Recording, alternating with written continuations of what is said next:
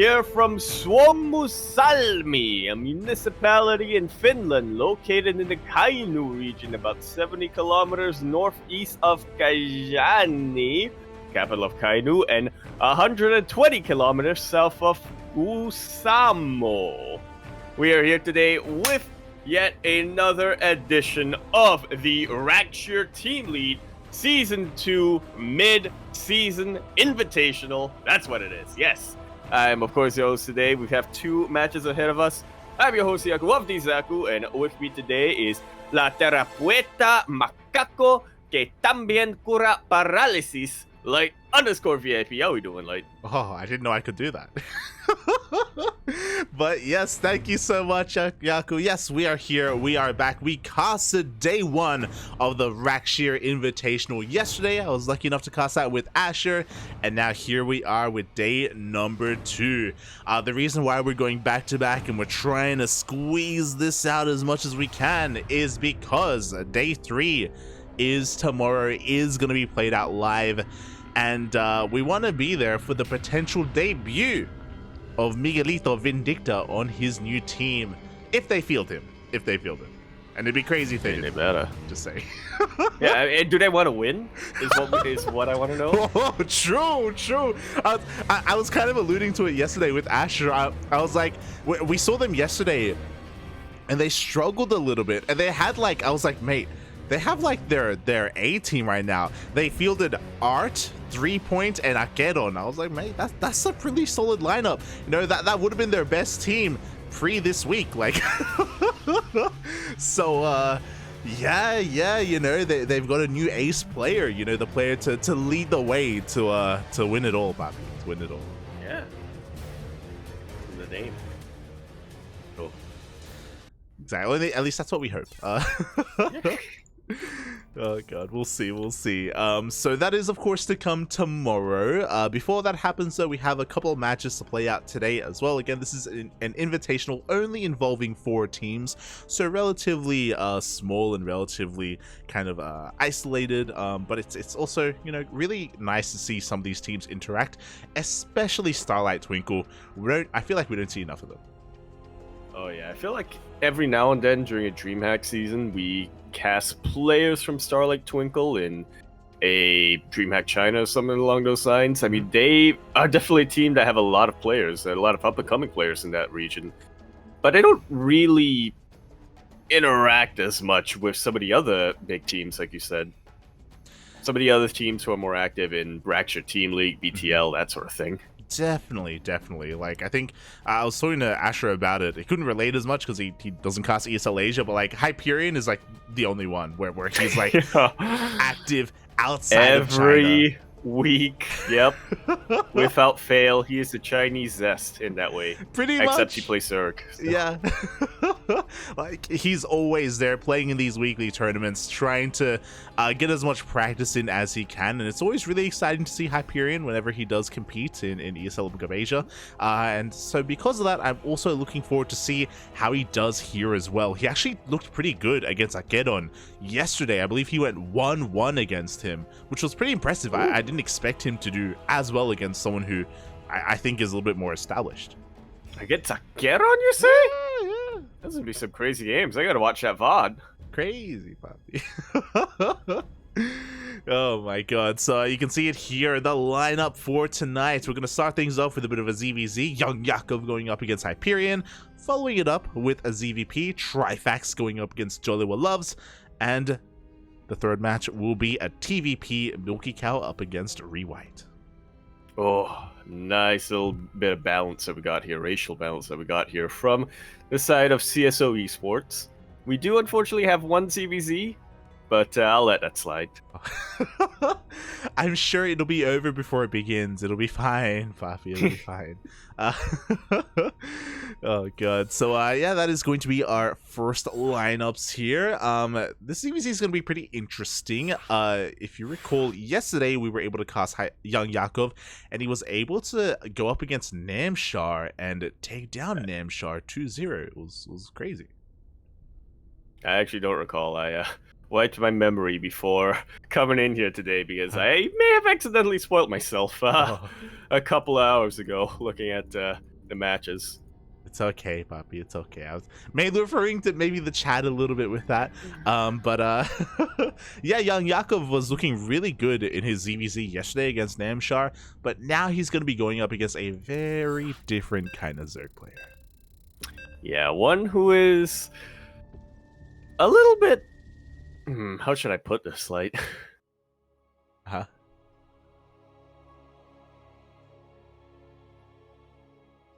I'm trying to find the words, but they're just not coming.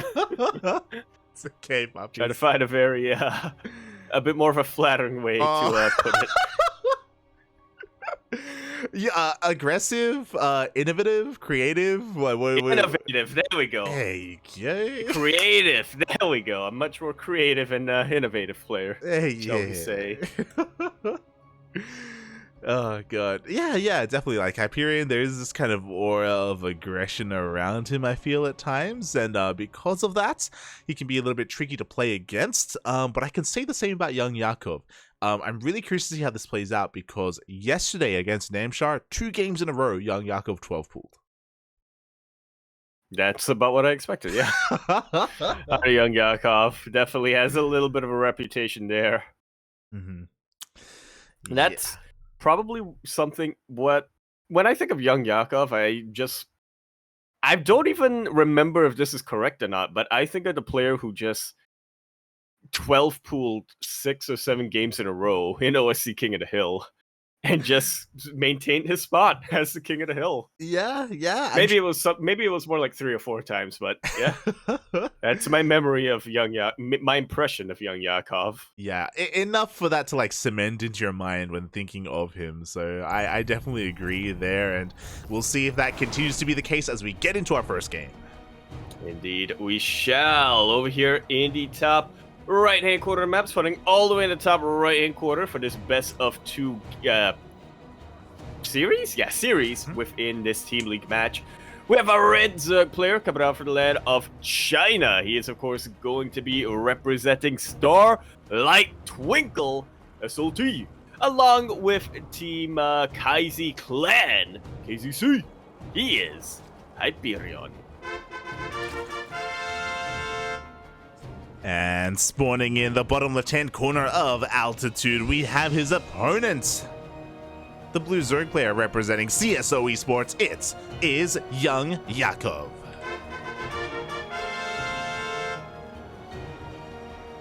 I actually wasn't aware that Kaizi Gaming had a clan.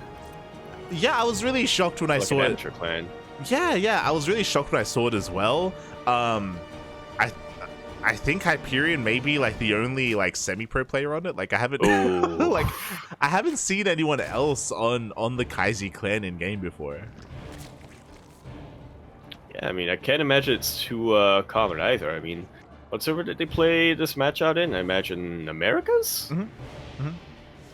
Yeah, over in the land of the Americas. So yeah, I can't imagine there's too many players on that clan there either.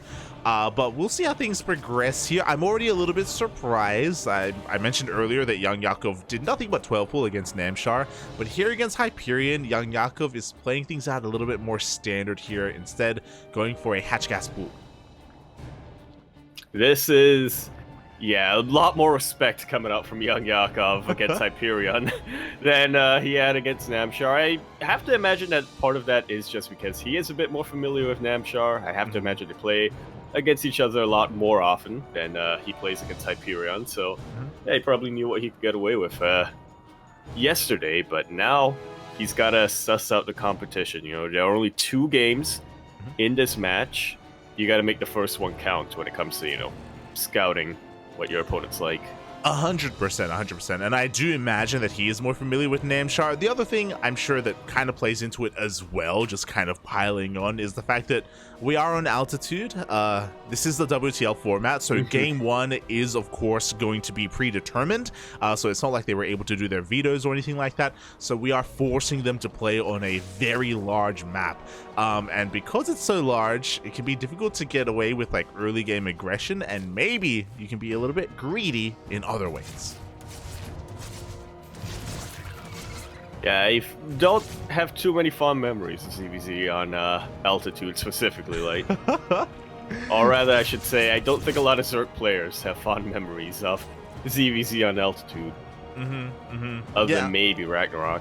Yeah, I'm sure. I mean, a lot of the Koreans, to be fair, a lot of the Koreans didn't veto altitude in IM Katowice, so they have no fear. They're built a little bit different, and the reason why I was saying it getting away with greed is that Hyperion cancelled link speed, or he'd never completed link speed, and he went into a very fast lair. Yeah, following it up with that Roach Horn as well, but I think, okay, never mind. I was assuming that was just going to be for show, and we were getting some 2-base Mutalisk coming down again, but that is +1 range. Hyperion wants a 2-base Roach it up. Oh my, Oh no! Actually, I was right the first time. He's juking everyone, Poppy. I agree. His third and fourth gas was late, 100%. So I didn't think that he was going to be going for the Spire.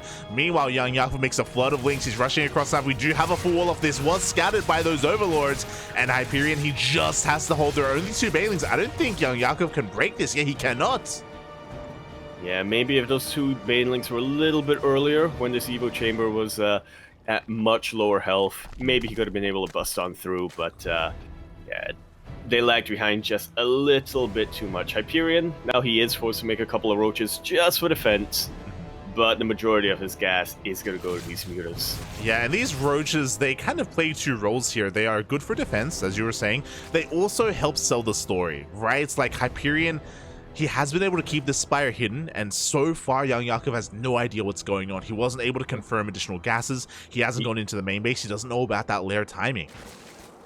Yeah, he sees some research on the Evo Chamber, which, fair enough, isn't completely conclusive, but these additional Roaches coming out really tells YoungYakov, I do not have to worry about anti-air. Look at that. He's making even more Roaches, and he's getting +1 range and Galal reconstitution. Yeah, he only has a single queen at each base as well, so the anti-air is very limited, and soon these mutas are going to reveal themselves. We don't have too many of them. They're going to be rushing across the map, and it looks like Hyperion, he has a couple of choices here. He can focus on clearing out Overlords, or he can go for drone damage. It looks like he's going for Overlords, and he's not hyper-committing either. He only made 5 mutas. Yeah, I kind of have to question YoungYakov's choice now to go after the Overseers. You know, like you said, there just weren't any spores in the bases of YoungYakov. He barely has any queens. Hyperion would have been relying a lot on the element of surprise to make the most out of these 5 mutas, and now YoungYakov knows there's not too much for him to really worry about. If he needs to, he can just get a spore at home. But instead, he's just marching across the map with Roaches because he knows he can try to get some damage done. Yeah, I mean, right now, YoungYakov is being forced to counterattack, and unfortunately, he's running into a wall of Roaches because Hyperion has been making nothing but Roaches ever since these mutas. So this push here from YoungYakov isn't going to do anything. It's going to fall on its face. It's going to get cleaned up. YoungYakov is transitioning. We have a Hydra Den on the way to get into Roach Hydra, but he has to be careful not to overcommit into those Hydras because, again, we just don't really have that many mutas. Yeah. And Hydras, much like mutas, pretty much only tickle Roaches. Yeah, pretty much, mate. They're not the most ideal in a Roach, in a mass Roach army. But so far, these mutas have kind of paid for themselves, right? They forced YoungYakov to throw away a lot of Roaches. A decent amount of Overlords have gone down. I think 3 in total, as well as an Overseer, so not too bad. And 5 mutas is enough to one-shot a drone, and we still don't have a spore in the main. Uh-oh. Yeah, I was really worried that once these mutas revealed themselves, YoungYakov would just, it'd be investing into spores, he would get that even more queens and spread them out a bunch. But no, he is still cutting corners as much as possible. I can't say I blame him. I mean, he saw the mass amount of Roaches that Hyperion had, so I guess he did want to prioritize that threat, but because of that, he's just lost 4 drones. These Mutalisks are still alive, and they're still looking for weak spots in the armor of YoungYakov. Yeah, they're going to be able to find another Overlord. There's no spore in the natural either. Like, YoungYakov has been cutting a lot of corners. He really doesn't want to throw away any drones. He doesn't want to make spores if he doesn't have to, and he could be punished because of it. Meanwhile, across the map, Hyperion, he has a very healthy upgrade advantage. He has 2-1 already, and he is finished droning. He is pretty well saturated on his 3 bases, and right now he's making nothing but Roaches. Yeah, Roach Ravager is going to be pure Roach or Roach Hydra 80% of the time. There are a couple of Spore Crawls here in the third base, but who says Hyperion has to fight over there? Yeah. Just looking at that natural base again, and it's looking very exposed. 100%, mate. If he wanted to, he could go for that as well. Meanwhile, here we go. He's going to be converging here on the third base. This is best case scenario for YoungYakov. He has those 2 Spine Crawlers, but we have Ravagers that are getting biled down. Yeah, one of them already goes down, and that was the worst time to unburrow a Spore Crawler. Reburrows and immediately gets taken out. Hyperion, with his numbers advantage and with his upgrade advantage, is absolutely smashing through everything YoungYakov has. GG is called. And Hyperion, I questioned it a little bit, but in the end, he knew exactly what he was doing. He takes that series, he takes that first game very convincingly. Oh my god. GG, well played. I know we were kind of hyping him up and we were being like, yo, Hyperion, he's one of the more consistent Chinese players that plays in these weekly tournaments. You know, he's a Zerg player, which is, you don't see too many of them in China either. And for him to look pretty dominant, like he was in the driver's seat the entire game there. Yeah, he didn't break a sweat at all against YoungYakov. None whatsoever. Wow. I mean, he was just controlling just about the entire pace of the game. You know, multiple times I was thinking, you know, these mutants could be getting drone damage, but as it turns out, I and YoungYakov were playing checkers, but Hyperion was playing 90 chess. Yeah, it's one of those things where Hyperion, he's like, ¿por qué no los dos? You know, why not both? Why not get drones and kill overlords and force a counterattack out of these roaches as well? Like, those mutas got so much value despite the fact that he only made 5 of them. And again, that's just such a, that build specifically is just such a good way to take advantage of altitude because it's so large. These kind of counterattacks are so difficult to pull off. Sneaking out a Spire is that much easier to pull off as well. Like, I don't think we're going to be seeing that again in game 2, but yeah, a really good kind of choice of playstyles in game 1 for Hyperion. Yeah, I definitely agree. But I'm thinking now YoungYakov has a bit of a sense of how Hyperion likes to play. Has enough time passed for him to formulate a strategy? Maybe not, but I have to say I'd be surprised if we don't see at least one 12 pool out of him tonight. I was thinking the same thing. I'm like, is now the time to go for the 12 pool? It may be because game number 2 is going to be on Babylon, one of the smaller maps, much smaller compared to altitude, definitely. So there is a chance that YoungYakov is going to try and turn the tables here. This is, of course, his map choice as well. Oh boy, he doesn't want Hyperion to just get away with murder like he did in game 1. Yeah. But it's only to get away with murder if your opponent's already dead. Oh. That's what I say. Oh my god. Bold statement, but okay.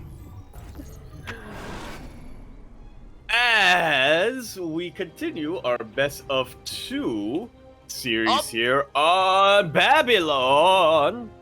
Oh, he's not making a drone. He's not making a drone. LE. We're in the bottom right-hand corner of the map, starting all the way in that bottom right-hand corner. We have the blue Zerg player going for a 12 pool, coming down from the land of Russia, representing CSO Esports. We have YoungYakov. And spawning in the top left-hand corner of Babylon LE, we have his opponent, the Chinese Zerg player representing Starlight Twinkle SLT. It is Hyperion.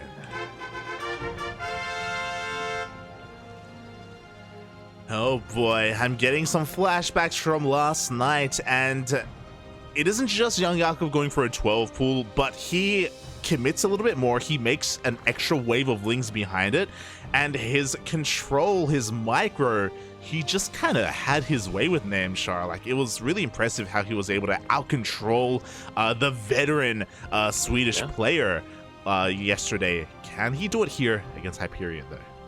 Yeah. Keep in mind, Zerglings are like actually one of the toughest units to get to micro in the game, if I do say so myself. Yeah, so much so that Yeah, I think most players just agree that it's just not worth it to micro Zerglings. It can be really intense, as you were saying, right? Just because they can be so quick and because they're so fragile as well to try and pull them back and try to focus fire as well. Lings are rushing across And the their map. melee units. Definitely, definitely. Hyperion did go for a hatch gas pool, so a very standard opener. The Lings have revealed themselves. Hyperion did actually send out a drone as well. Looked like he was going for a third base. So he was actually going to be greedy, like insanely greedy once again, but he's going to have to pull some boys if he wants to hold on to this natural. Yeah, he's definitely cut quite a number of corners, but here come the boys. Lings are in production as well, coming down from Hyperion. None of these drones have gone down so far. Oh my god, that was so close. Yeah, we have to be very careful here with these drones. Ooh. One drone is finally going to be going down. The Lings are out. The Queens are still on the way. And how good is this drone drilling? So far, again, we've only lost one. Yeah, it looks like the drone drilling is good enough. 2 drones go down. And this has been completely shut down. A couple more drones started to go down. Oh, 2 Lings snuck into that main base. Very nice move from YoungYakov, but I'm still not sure if this opening has paid for itself yet. Yeah, if it wasn't for those 2 Lings in the main, then Hyperion would be in a really good position. But because he lost 4 drones in total, that may not look like a lot, but YoungYakov now has a bit of a worker lead. Things have, in a way, evened up. But there are certain differences here that are going on. YoungYakov does have an advantage in Queen, so he's going to have that much more energy here for Larva. He also has the option, or really we have to keep an eye on where both players end up spending their gas. Yeah, I'm keeping my eye on YoungYakov's gas count right now. Will he get a Baneling Nest, or will he get speed? Will he commit even further to the Ling aggression, or will he decide not to throw away his advantage? It seems like it's going to be the latter. Yeah. I mean, YoungYakov, it looks like he wants to play 2 base here because he has a lot of gas. He's got 150 gas already, no Ling speed in sight. It looks like he may want to skip it and go straight into 2 base Roaches instead, which wouldn't be a bad choice. Meanwhile, 1 Ling gets into the main base of Hyperion, and YoungYakov is going to confirm, okay, you are working on Ling speed. You know, that's going to already get rid of some options available here for Hyperion.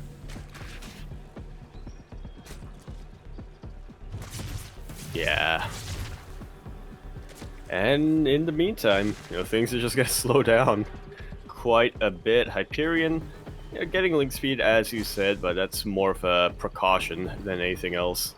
He's not looking to counterattack. I mean, he doesn't really have any larva to counterattack with, so yeah, he's just going to try to attempt to out-macro YoungYakov, which actually seems doable. Yeah, and YoungYakov, we can see what he spent his gas on. Wasn't Ling speed. He goes into a very fast lair, and he takes all 4 of his gases. YoungYakov, is he going to try and pull a Hyperion? Is he going to try and go 2 base Muta as well? I think he might as well. The lair is about to finish up. The lair is about to finish up. He's got plenty of gas. Do it. Show us that Spire, and there it is. He's doing it. Here we go. 2 base Muta coming out from YoungYakov. Of course, right now he's a little bit vulnerable. Oh, he even starts up Roach speed. I wonder if this is just for show, or if he also intends to only make like 5 Mutas and commit into Roaches after that. Oh, wouldn't be a terrible idea. But yeah, we'll definitely have to see. YoungYakov, I don't think, has been able to go across the map and really scout what kind of tech Hyperion is going for. Hyperion now confirms Roach War, researching, Evo Chamber, researching, and I think he even caught a couple of these Roaches as well. Oh, this is not a good time to have a few Roaches isolated. Definitely. YoungYakov playing with fire a little bit, but as far as Hyperion can tell, he's up against Roaches, but the turns are about to table here. The Spire is about to finish up. Because we have invested into these Roaches, we're not actually going to be able to make too many Mutas. Looks like we will be able to make 4 Mutas, maybe squeeze out 5, if YoungYakov is careful with how he spends his gas. So yeah, he is going to overcommit into them, and we'll see how Hyperion responds to, his own kind of build. Well, 4 Mutas, this is just one-shot drones. Okay. Third hatch was almost killed, but it was cancelled at the very last minute. Hyperion does need to do whatever he can do right now to maintain his control. YoungYakov surprisingly committing a little bit more to the Mutalisks. Those are 6 mutas on the way, and it looks like he's just gonna continue to get more. Yeah, interesting choice here. As you said, one additional muta compared to what we usually are used to seeing. The mutas finally reveal themselves and are going to be focusing down this Overlord in the middle of the map. Hyperion has to respond. Unlike YoungYakov, Hyperion isn't taking any chances. He's throwing down spores in his Mineral Lines. Yeah, he knows exactly what the strength of this build is, that surprise factor, and how, you know, YoungYakov's lack of anti-air defense in the early game was really what gave him a bit of an advantage. These 6 Mutalisks aren't going to do much against most of these roaches, but they do soften them up a little bit. YoungYakov is working on a roach count of his own, and he's looking to pincer. Oh, I love this Hyperion. He splits up his army. Very nice timing as well. He went across the map, and he does hit a timing with roach speed. He picks off 2 drones. He picks off a queen as well at the cost of a lot of these roaches, but unlike YoungYakov, at least Hyperion does deal some counter damage. Yeah, 4 drones, a queen, and he keeps a decent number of his roaches alive. You know, he's getting ready for the counterattack, which YoungYakov is going for immediately. Oh, exactly, YoungYakov. We are even now in those upgrades. Hyperion has to make as many roaches as possible. He's got a decent amount of queens, but right now he is behind. Oh, actually, we're evening up in the army supply. A lot of that supply are still in those eggs, though. Yeah, they really are. This is the best time for YoungYakov to hit. The upgrades are even. He even has a couple of Mutalisks that can help out a little bit if they need to. Oh, definitely, but it looks like the defender's advantage is just a little bit too good here. Hyperion, he swats away the roach counterattack. At the same time, mutas are finding some of these overlords in between these bases, so they're going to be able to get some damage here, but it wasn't enough to break the third of Hyperion. Yeah, not enough to break the third of Hyperion, not enough to get any drone damage either. And YoungYakov still committing to the Mutalisks. He's getting +1 flyer weapons and not that many more Mutalisks, honestly. I'm shocked. And he has the gas for more mutas. Yeah, he's getting +1 to air attack, which is kind of crazy. He's remaking his mutas as well. I don't know if this is the wisest choice because mutas are quite expensive. Hyperion is now making Hydras, so he's refining his army. You know, it is a good choice to make a couple of Hydras here to mix in with those roaches. Yeah, YoungYakov has to be careful not to overmake mutas, and he has to make sure that he's able to maintain a ground army. Yeah, I mean, I guess... Yeah, actually, I don't know. I guess what YoungYakov is trying to do is just make this Muta force as effective as possible. You know, he doesn't need that many Mutalisks. He just needs enough to really start taking out drones and overlords. But at the same time, do you want to invest that much gas into a harassment force? Yeah, is that the wisest choice? We'll see. I mean, we do have YoungYakov splitting off a couple of roaches. Nicely done. He's going to try and harass the main base and the natural at the same time. The main army of YoungYakov is pushing in towards the third. He's trying to pull Hyperion apart, and so far, he's kind of doing it. Drones are going down. Yeah, at a cost of not that many roaches and Mutalisks, to be honest. YoungYakov is just finding these little kinks in the armor of Hyperion, and with every drone that goes down, it does have a knock-on effect. We're getting to a point where both players are only on 3 bases. There's not that much larva for Hyperion to really work with right now. Every larva he spends remaking a worker is a larva that he's not spending on a roach. Well, what's important is that he's not rebuilding his workers. He has the army supply lead right now. YoungYakov is supply blocked actually by these Hydras that are coming across the map, and Hyperion is going for one major push. Of course, YoungYakov is going to have the high ground. He's going to have the defender's advantage, but Hyperion, he's trying to find another way up this ramp. Oh! Yeah, he's trying to flank YoungYakov, and it could work. Biles are being thrown down, and here comes the pseudo-surround out from Hyperion, coming in from the back and coming in from the front as well. This high ground advantage is absolutely huge, but I don't think it's enough to really counter the numbers advantage and the flanking advantage. Oh, exactly. Hyperion, he has forced his way up this ramp. He just has a little bit too much. This third base is going to be going down. And Hyperion, he takes on the Hydrogen as well. Unfortunately, a really exposed position to throw it down. YoungYakov, he's being broken.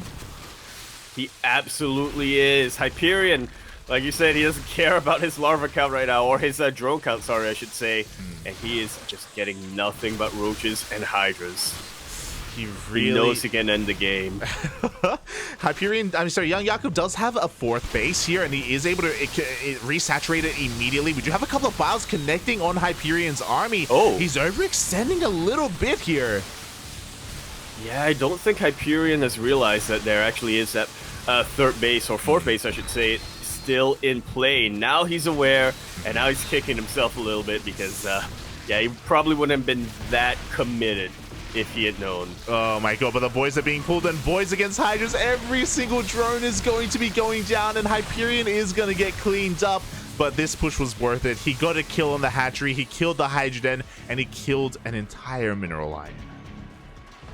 Yeah, despite YoungYakov finally chasing this army away, Hyperion still has the army supply advantage. Yeah, exactly. He was, in a way, pretty committed and almost all in, like, because he had lost so many drones earlier, but his push more than made up for it. Now he is ahead. All those resources that were spent in those mutas really didn't pay off for YoungYakov. It really, really didn't. I'm just still surprised that he got +1 flyer weapons. Not gonna lie, like, it's bothering me. Yeah, I'm gonna be up all night thinking about it. It's crazy because if you were looking at the supplies when the attack was happening, YoungYakov, he was down like 10 army supply. And that 10 army supply of roaches, that could have been, you know, the gas that was spent on that upgrade and on the additional, I think he made like 3 or 4 more mutas. You know, like mutas that, did they really pay for themselves? Were they really worth it in the end? It's really hard to say. YoungYakov isn't out of it yet. He's going for a little bit of multi-pronged aggression. Hyperion's out of position, and he's going to be losing some more drones. Yeah, and honestly, I really like the overall strategy that YoungYakov is going. You know, he knows that if he can pull Hyperion out of position, he's going to be able to reciprocate the damage. Best case scenario, he can come in for a flank, like so. He's absolutely, well, I don't know. I thought he was smashing this army of Hyperion. Yeah. But now that a couple more reinforcements are coming in, it's a little bit closer. Biles aren't quite connecting. Oh, it looks like YoungYakov is barely going to get the 4th base, but at the same time, there was a roach counterattack at the 3rd base of YoungYakov. There were no reinforcements. There was no defenses at home. YoungYakov loses his 3rd base while he gets a 4th, and unfortunately, that's not going to be good enough. Like, he had some really sick moves there. I'm really impressed with what he was able to get done. It's just Hyperion went for a counterattack. Yeah. It's kind of that moment where it feels like all hope is lost, right? When you have to dedicate your entire army into doing one thing, whereas your opponent can split his army in 2 and be effective in both fronts. Yeah, it's crazy. G gets cold. Oh. Hyperion comes out and 2-0s YoungYakov. Oh my god. Jeez. This is after YoungYakov's 2-0ing of Namshar. Yeah.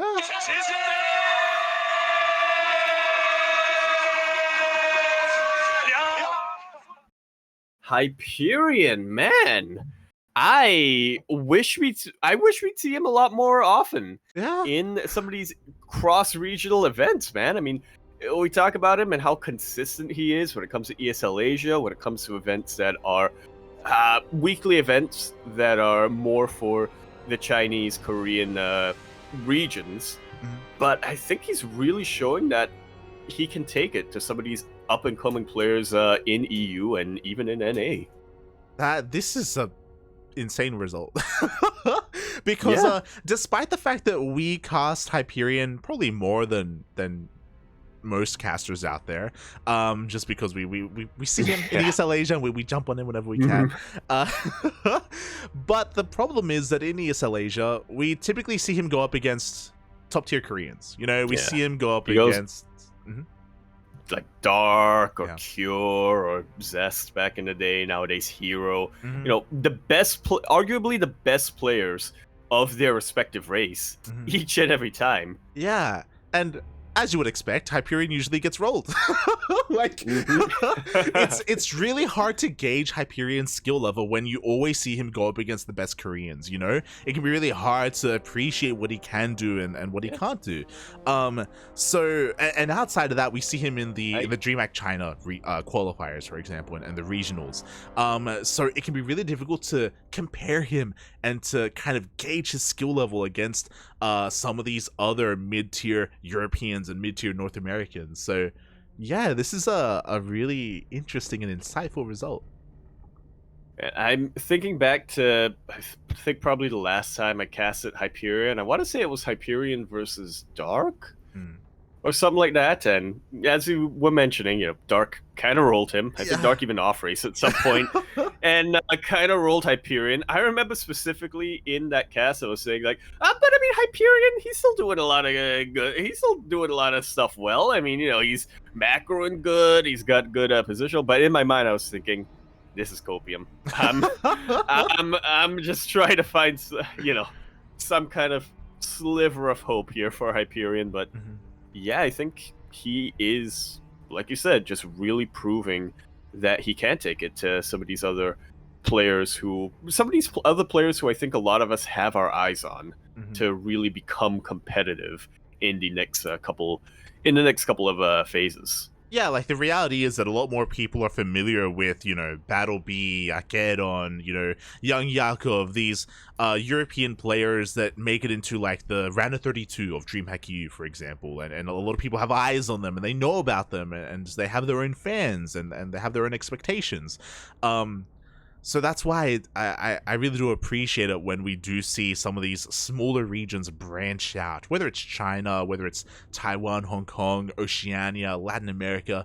It's really cool to see them branch out, come out of their comfort zone, and prove to everyone that, hey, you know, they're good enough to, if they were in Europe, they would make it into DreamHack EU, like if they wanted to. Like they are good enough for that, maybe even to go further. And there can be like these kind of like there can definitely be like certain, like especially European biases, you know, that are like, oh, you know, like they're no good, you know, there's the only good players in China are like Time and like Coffee or something, you know. Like that's it, when like no, these other players are definitely worthwhile. I don't know, XY has that XY has that mental. True. Yeah. he does have the mental. Oh my god. So regardless, GG, very well played to Hyperion. Really good showing overall over these past 2 days to 2-0 YoungYakov and take a game off of Akedon and go 1-1 with him. Yeah, really kind of putting in the work for his team. Yeah. And this is already such a solid lead going up against CSO Esports. Let's see if he can. Let's see if his teammates can carry that, or if some of YoungYakov's teammates can turn this result around. Oh yeah, definitely. So I love what's happening in the chat. Will YoungYakov always be young? That's a good question. That's copyrighted. Yeah. That's always what, like, when thinking of Drogo, for example, like petite Drogo is little Drogo. It's like, will he always be petite? You know, is he always gonna stay small? Will he be grande Drogo? Oh, at some point. I don't know what the French word for big is, so for grande, but you know. Yeah. These are good questions. Yeah. I believe the requirement for YoungYakov is he needs to be exposed to a sunstone or something like that, and he'll evolve. I was also thinking of Pokemon. I was thinking of Rattata. I mean, like, is he ever going to turn into Raticate? Is that ever going to happen? I don't know. Well, that's the expectation. Yeah.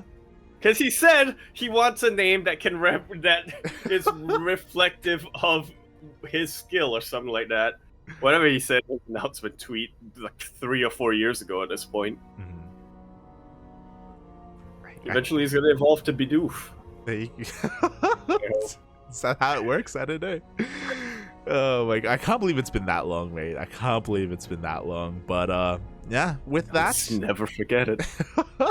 With that is our first best of 2 here. We are going to be advancing on to our next series, though, another best of 2, and this is going to be between Trifax and JoliwaLoves. Kind of tangential, but you know how some people are saying that you can differentiate generations based on a defining event that happened. If they remember that event, they're a so-and-so generation. To me, that's Vanya changing his name to Rattata. That's the defining event of my generation. Anyway, we are going to be continuing this match now in a little bit of a PVT? No, PVZ. We're over here in the bottom right-hand corner of the map, spawning all the way in the bottom right-hand corner. We have the orange Protoss player coming down from the land of China and representing Starlight Twinkle SLT. He is a man of many names. You may know him as Sat Protoss. You may know him as J-Dog Oz.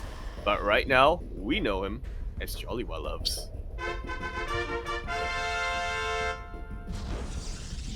And spawning in the top left-hand corner of Dragon Scales LE, we have the Polish Zerga player representing CSO Esports. It is Trifax.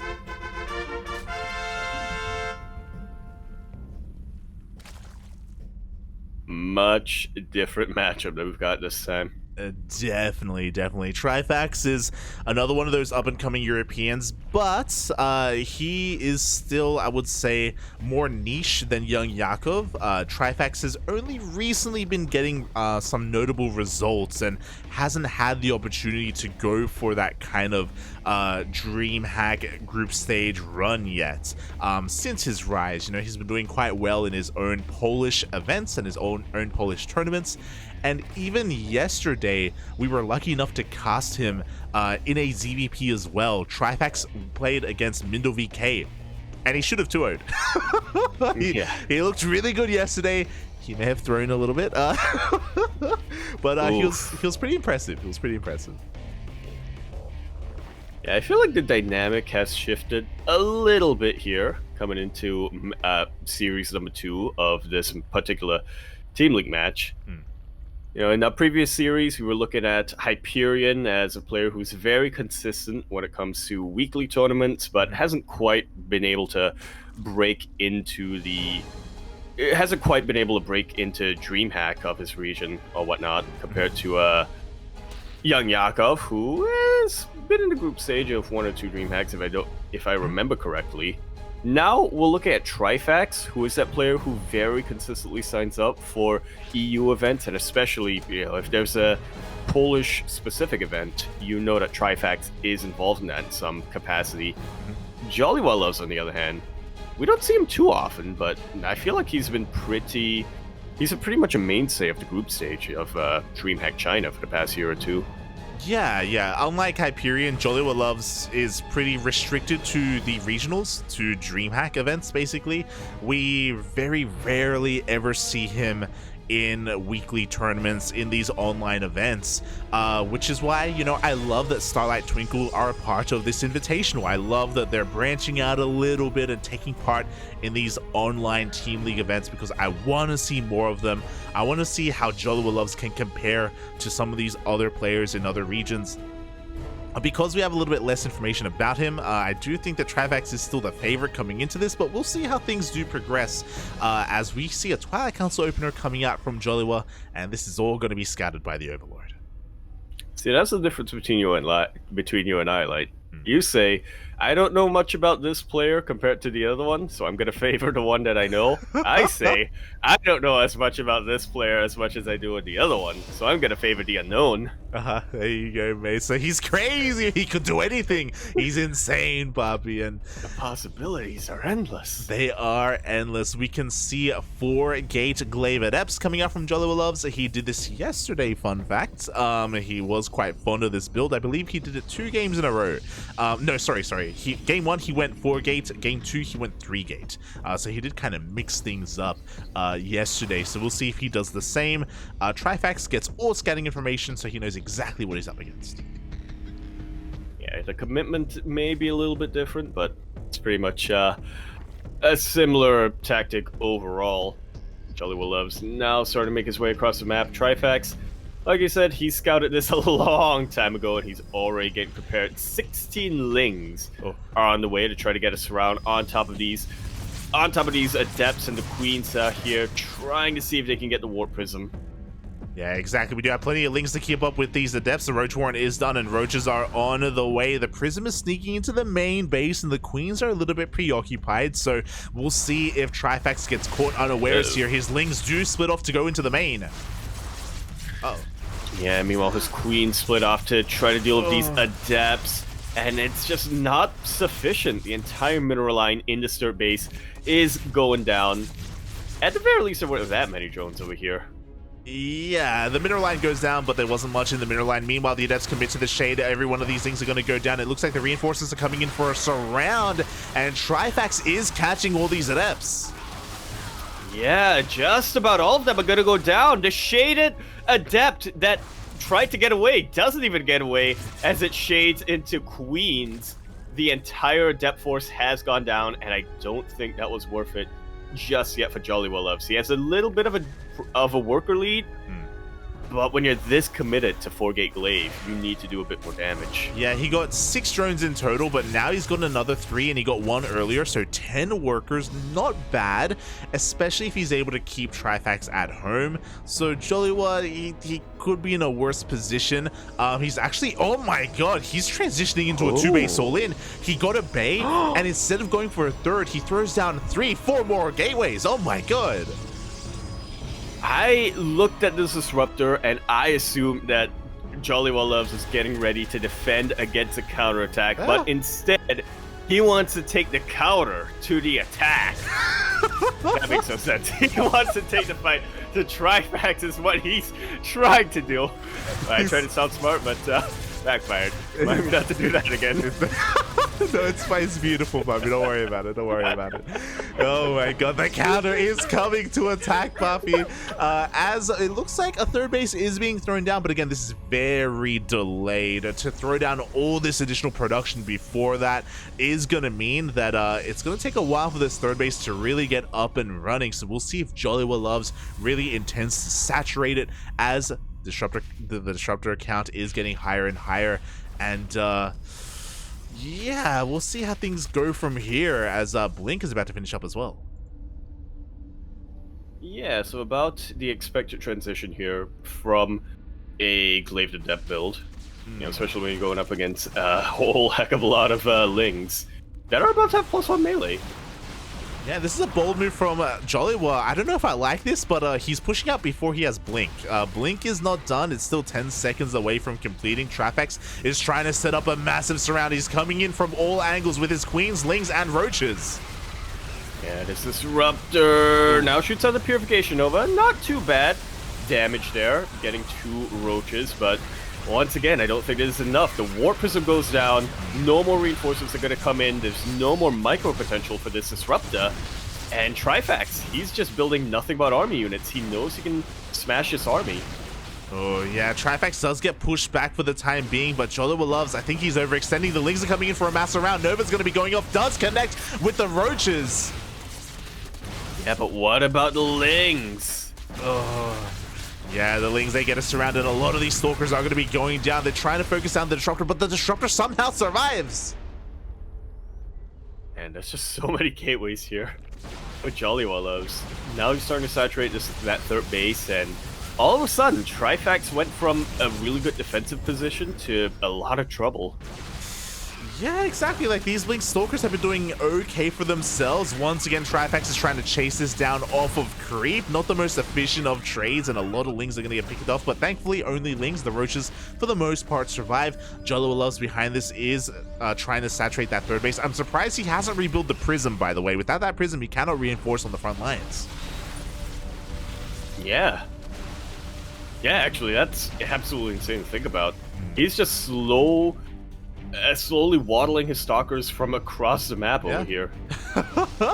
Exactly, so he's nowhere near as aggressive as he otherwise could be. We do see Trifax does go for a bit of a Link scout just to see if the 3rd base is saturated and see, you know, there are some workers there, definitely, but I feel like the longer this goes on, the harder Trifax is going to hold. Like, his economy has been left untouched, and look how large his army is getting. Yeah. Despite the aggression, despite the amount of ground that JoliwaLoves has been able to control, he hasn't actually been able to put a dent in the economy of Trifax. Trifax, it just slowly and sneakily, quietly, just snuck out a 4th base, continued to saturate it, despite investing the majority of his larva into army units. And like you said, now he's practically maxed out. Yeah, he's pretty much counter to the attack. He's going for that counter attack with his Lings and his Roaches. The shield battery goes down. There is no overcharge available. We are forced to recall back home. Oh, we do leave one of the disruptors across the map. Another disruptor gets focused down. And it does get taken out before it can really hit with its Purification Nova. Trifax trying to hit at 2 angles right now. Disruptor's exposed once again! The Disruptor, the Nova, is going to whiff. Only connects with a single Ling, and Trifax comes in with a mass surround. He has a little bit too much. These Blink Stalkers are not going to be enough. That has got to be the most painful Purification Nova from the perspective of the Protoss player. 1 Ling for a Purification Nova. Oof. That's rough. Yeah, that was a little bit rough. Joliwa having a really interesting transition. Like, it felt like the 4-gate Glaive Adepts did pretty well for itself, all things considered. You know, he got 10 drones. But the fact that he doubled down, he delayed his 3rd base for so long, he got a Robotics Bay, but he only made 1 disruptor. Like, it took him a long time to make a 2nd disruptor. It was really odd to see him try and piece together, you know, some kind of follow-up. It didn't feel too planned out. Yeah, it was a bit odd. Yeah, it definitely felt like a bit of a bit of a half measure here from JoliwaLoves. At first, he was getting disruptors. He was getting 4 more gates. It looked like he was going to go completely for an all-in to just end the game right then and there. But then he got a 3rd base. Then he continued to make probes, and yeah, I feel like he should have just committed one way or another. I like how aggressive he was being. You know, he was maintaining his map control, but he should have either used that map control to be a little bit greedier, or just commit to the all-in. Yeah, here in StarCraft, you need to have the confidence in yourself to commit for one or the other, and when you like falter a little bit and when you try to go in between and try to get the best of both worlds, usually you get the worst of both worlds. So we saw that kind of come to fruition in game number 1, and now Trifax has a 1-0 advantage in this best of 2. Yeah, starting to turn things around here for CSO Esports. If he can get the 2-0, then it's all going to come down to the next series. But we shall see as we continue our best of 2 series within this Team League match here on Ancient Cistern LE. We're in the bottom left-hand corner of the map, sweating all the way in this bottom left-hand corner. We have our orange Protoss player coming down from the land of China. He is, of course, going to be representing Starlight Twinkle. SLT! Salt! He is JoliwaLoves. Or Jade Oz. And spawning in the top right-hand corner of Ancient Cistern, we have his opponent, the Polish Zerg player representing CSO Esports. Currently up 1-0 in this best of 2 series, it is Trifax.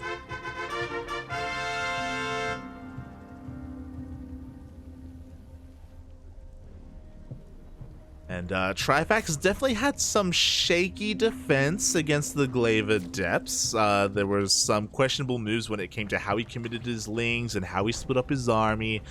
But after all the chaos of the Glaive Adepts ended, his macro was quite solid. You pointed it out during the game. You know, he was able to slip out of 4th base. He was able to drone while he was defending. Like, he was able to get into a pretty comfortable position after a certain point as he was defending against that Stalker Disruptor push.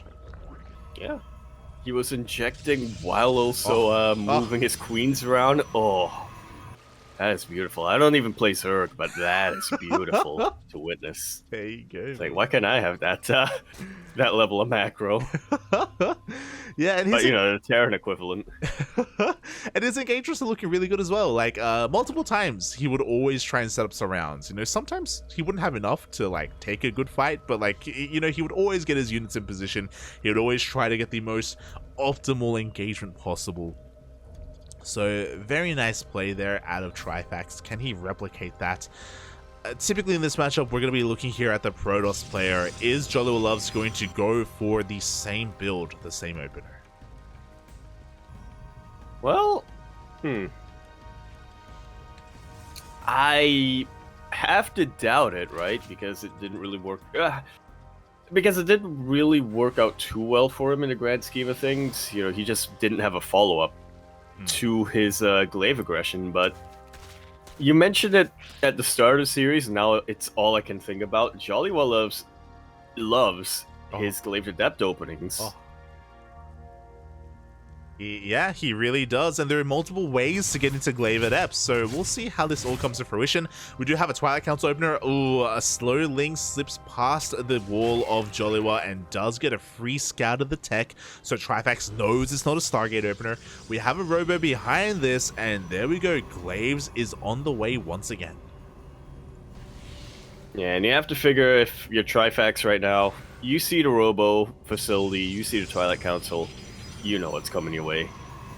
Yeah, and I was really curious to see if this was going to be 3-gate, but 3-gate Glaive Adepts typically doesn't have a Robo, and now we see 3 gateways on the way, so just like the last game, 4 gateways in total.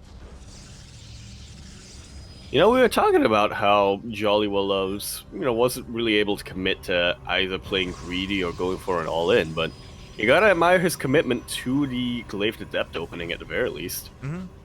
Yeah, like, I think we both agree that, like, he just needed to have a more solid transition point. The execution of the Glaive Adept build overall was quite good, and I think he probably knows that as well, so he himself is going to try and adapt mid-series here. Hopefully he has a much more solid point of either expanding or doubling down with his own aggression. We'll see how this all kind of unfolds, and we'll see if Trifax is going to have a more sturdy defense against all these adepts. Yeah, indeed we shall, but I see a ton of lings on the way right now, Light. That Roach run did just about finish up. It's hard to imagine that this will go any differently from game number 1. Yeah, we shall see. So far, the Lings are keeping up with the Adepts. The Adepts come into the shade here on the ramp. The Queens are zoned away from this prism, so another wave of Adepts are going to be warped in, but a lot of Adepts are going down. Yeah, it's a little bit of a double-edged sword here for JoliwaLoves to commit to the shade on that ramp. Like you said, the Queens are zoned away from the warp prism, but he also pretty much signed the death sentence for all of those adepts on the ramp. And now Trifax, he's only lost Lings so far, which are much, much cheaper and much, much more replaceable than these adepts. Oh, and this is scary. This is a really scary moment because Trifax, he actually cut drones much earlier than before. He only made 39 workers as opposed to I think he went up to like 46 in game number 1. And I think it's because he intends to go for a massive counterattack. He's making nothing but Lings and Roaches right now. Oh, a couple more drones are going down. This is gonna force a counterattack out of Trifax. Yeah, I mean, I'm liking the damage that JoliwaLoves has been able to enact, but like you said, it just kind of feels like he's poking the bear a little bit. I say that, but Trifax just made 12 drones? I'm a little bit shocked as well. Yeah, he is making nothing but drones. It looks like Trifax does not intend to counterattack despite his massive supply lead, and he's going to try and lick his wounds instead. So once again, JoliwaLoves is able to kind of make that opener, that build pay for itself, and this time a much faster third base is on the way. Yeah, it's a much, much quicker transition. We also don't see the Robo Bay just yet. Instead, we are seeing a couple of Immortals get pumped out, which is a much, much more economical option for JoliwaLoves. He doesn't need that massive splash damage just yet. Yeah, exactly. This follow-up from Joliwa is much more smooth. It is much more crisp as well. He's going to be able to take advantage of this third base a lot faster. He doesn't have to waste any resources on that Robotics Bay, and the gateways are finishing up behind this. The Prism is still alive. He's now once again getting into the face of Trifax. Yeah, this time with a much beefier army. We don't have Blink Stalkers, but we do have an Immortal, which will help out a ton against the Roaches that are on the way. And we do have a lot more Adepts here. Yeah, exactly. An insane amount of Adepts here to help buffer. We do see the Trifax droned up pretty heavily. Meanwhile, his Lings are going for a counterattack across the map. The shield battery is not done, and these Lings are going to get probe kills. Just like so. Yeah, a couple of warp Adepts do get warped in, but not before 6 probes go down. Trifax able to give about as well as he's taken right now, but he is sustaining some very heavy army losses. The third base is gonna go down. Trifax doesn't lose any drones, but he loses the hatchery. Thankfully, he does have an expansion towards the triangular third location, and he does reroute all of his workers, so his economy isn't going to be too hindered, but his production is. He's going to be losing a lot of that larva, and JoliwaLoves is not stopping. His Immortal count is still quite strong. He's actually a little bit risky here. He's going for an Immortal drop in towards the main. Yeah, I kind of like it. So I guess he's able to keep his attention on this Warp Prism. Oh, that was not a good place to siege up. Yeah, exactly. Oh no!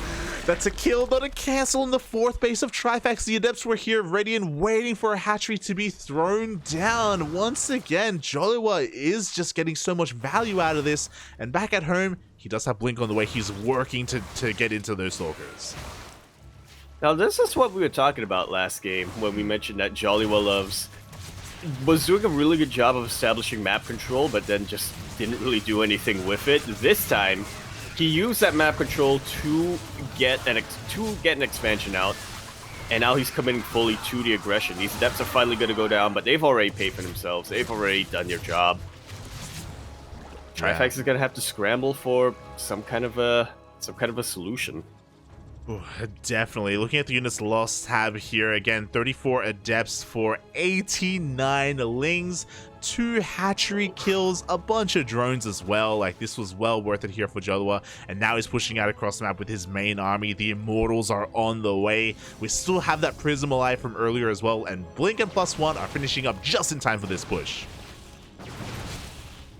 Yeah, and I don't think Trifax really has an answer to any of this. If he can get maybe a really, really good concave on top of the Stalkers without the Immortals, and maybe he deal with one at a time. I liking the target firing on the Immortals, actually. Yeah. That was the foundation of this Protoss army. Yeah, exactly, and just like that, the backbone, the foundation has been broken. Trifax is forcing this all the way back. Wow. All of a sudden, things looked hopeless to optimistic.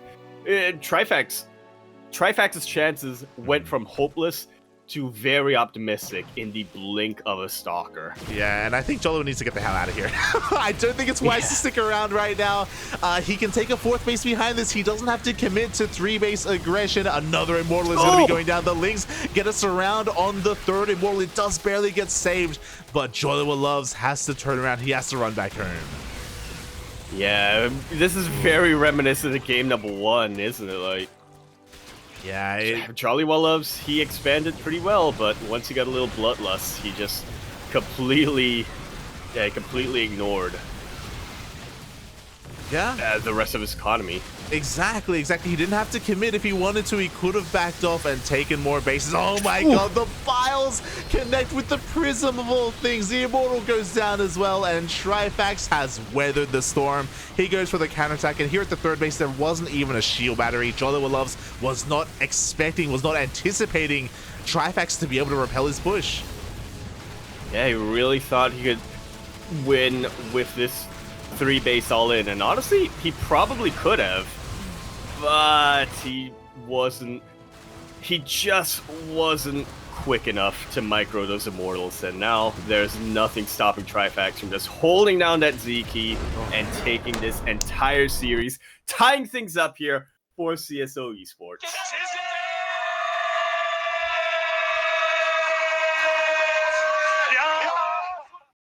What a turnaround. GG. Well played. Trifax does it for his team. He does it for CSO Esports. And then, as you said, we are now in a tied-up series. This was pretty necessary. Again, CSO Esports had a really rough start of this, but Trifax does it for his team. And JoliwaLoves didn't look too bad in that game, you know? It definitely looked to be an improvement from game one. Like, game one, he kind of fell on its face pretty early on. Game two, he really kind of tied things up. It was looking much more solid. His transition was that much more smooth as well. He was doing so much damage, but still wasn't enough to overcome Trifax. Oh. Yeah, this reminds me of like that meme format. You got the guy who steps in a rake, and then the lower picture, it's a guy doing all sorts of tricks, and it's still stepping on the rake. And it does feel like, as much as he did tighten up a lot in game number 2, I feel like it really came down to the same mistake here of for JoliwaLoves. He just tunnel visioned really, really hard when he caught a whiff of an opening against Trifax. Tunnel visioned way too hard and trying to end the game then and there. But the minute Trifax was able to weather that storm, as he was saying, get a little bit of a victory, JoliwaLoves just completely collapsed. Yeah, it feels like overall JoliwaLoves, his outlook on PvZ feels a little bit rigid. Like, it feels like he's got his overall plan. He's like, okay, I'm gonna start off with all this adept aggression. I'm gonna get ahead. I'm gonna kill bases. I'm gonna kill drones. Then I'm gonna follow up with a big push and end the game with a +1 blink timing. But if he starts recognizing that maybe his opponent hasn't sustained as many losses and maybe is recovering a little bit better than he's used to, he has to be like fluid enough to recognize, okay, I'm ahead economically. Let's just take another base. Let's just back up. we don't have to overcommit. We can move on from here, and he can still maintain his lead. Maybe coming off a little bit stubborn in his play style a little bit. And definitely something that JoliwaLoves potentially has to work on when it comes to his PvZ. I think we've all been there, Yeah. That moment where you see, okay, my opponent is defending against my aggression. Okay, what should I do? Should I expand? No, I just need to be even more aggressive. That is something that I feel very, very often, or something that kind of thinking that comes up very, very often with me. So I get it, but usually it doesn't end well. I think we can all relate. Maybe we don't want a late game. We don't want the game to go on, and that you're ahead, so you just want to end it, right? Because it's like, hey, look, I've done so well already. I should be able to just close things out, And then the game keeps going, and then the copium starts seeping in, and you're like, oh, maybe it's not working anymore. Maybe I should. Oh god. There's that point where it's like, can I Control Z everything every decision I made for the past 5 minutes? So very well done here by Trifax, and again, there's a reason why he's a player that we're keeping our eye on. Definitely worth looking out for in the coming DreamHack European season to see if he can break into that group stage for the first time. Yeah, not just in DreamHack, but I would also say in eSpot or Epson. Wait, is it eSpot? Yeah. Yeah, you got it. Wait. Okay, yeah. In the eSpot Polish lands, Trifax, I think he started competing in those 2-ish years ago, something like that, and it really does look like he's progressing. That's probably one of the, for Trifax specifically, one of the best tournament series is to sort of chart his progress, because it feels like he places higher every time he competes in that. 100%. Or he finishes higher. Yeah. He's been doing quite well for himself there, and we can clearly see that he's continuing to practice, continuing to improve, but now we have something a little bit different. We are finally going to be able to see some Terran. Finally, I can know what I'm talking about. Oh. That's not entirely true, but we are going to be concluding this Team League match with a best of 2 TVP, and it's going to be kicking off on Royal Blood. We're in the bottom left-hand corner of the map, spawning all the way in the bottom left-hand corner, we have our blue Protoss player coming out from the land of China. He is, of course, going to be representing Starlight Twinkle, SLT. You may know him as Yuki, but we know him as ReWhite. And spawning in the top right-hand corner of Royal Blood, we have one of the most unhinged and insane European Terran players representing CSO Esports and going for a proxy while he plays against a proxy. Oh my god. Yo. Let's go. The red Terran player, it is MilkiCow. Oh. I know I was gonna get into this whole, okay, both teams are tied up. It's 2-2 right now. It really is gonna come down to whoever can 2-0 their opponent here. This is such an important series in this match, but our players are well aware of that. I think this mini-map really shows the importance of this series more than anything we could say. 100%. Or really illustrates the importance of this series, yeah. The team captains are shaking their boots right now. They're like, oh my god, is this really happening? We do see a probe scout from ReWhite, and he does confirm that the Rax is out on the map. He also sees the gases in the factory, so he knows that it is only a single proxy Rax. He knows that he doesn't have to concern himself too much back at home with defense. He makes one zealot. And we have an eBay block being thrown down as well, so MilkiCow's being very, very annoying, but he didn't scout the main. He doesn't know that there's a proxy out somewhere. Yeah, but now, okay, he's going in with the Reaper. Should be able to confirm, hey, wait a minute. Why do you only have one pylon in your main base? Oh, exactly. The Stalker comes out. The Reaper is going to be deflected here across the map. And meanwhile, we do see... Oh my god, the Reaper went down?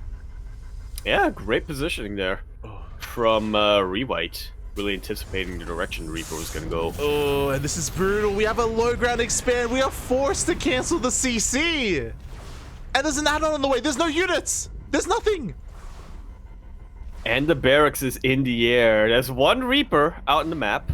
There's one Reaper. We're waiting for this reactor to finish up right now so we can make some Hellions or Widowmines, so we can make anything. But ReWhite is rocking on up here to focus down this depot. Boys are being pulled to try and repair, but the SCVs can be focused down.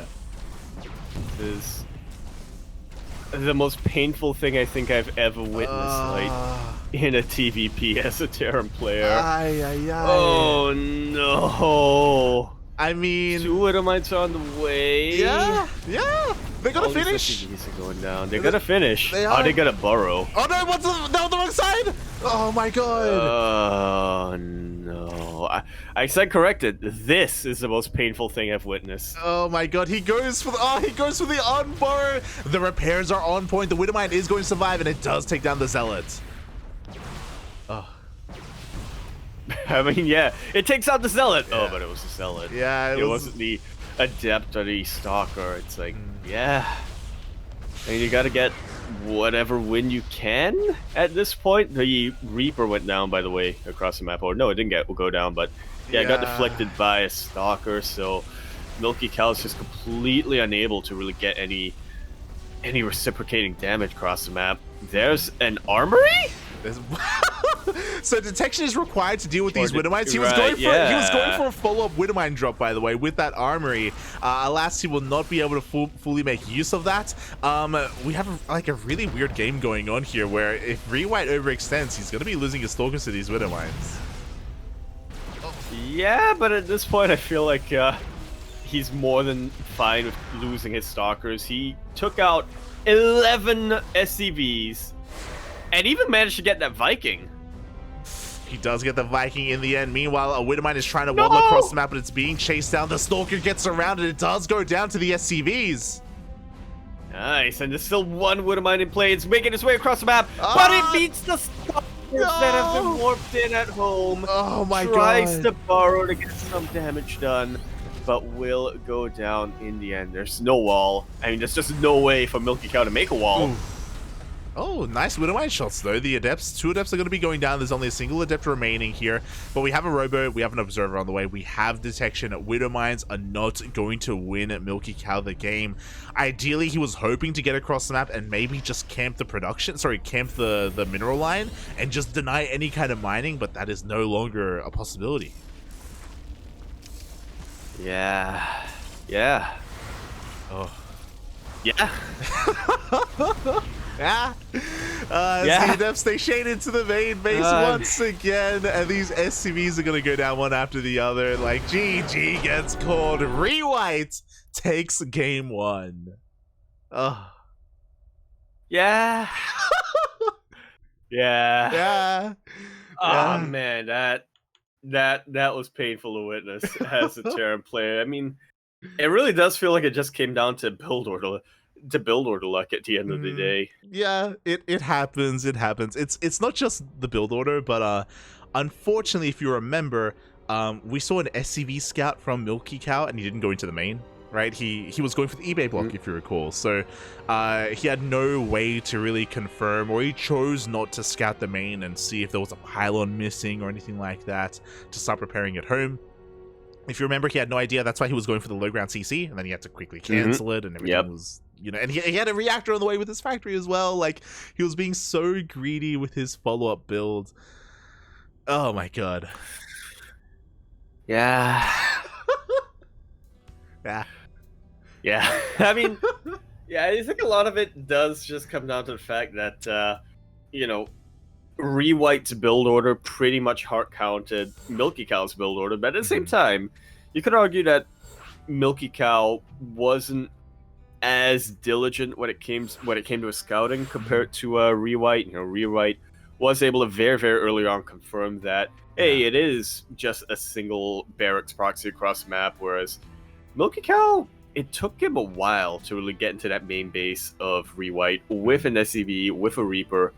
Could he have done things differently if he knew that there was a proxy gateway on the map? Maybe, maybe not, but yeah.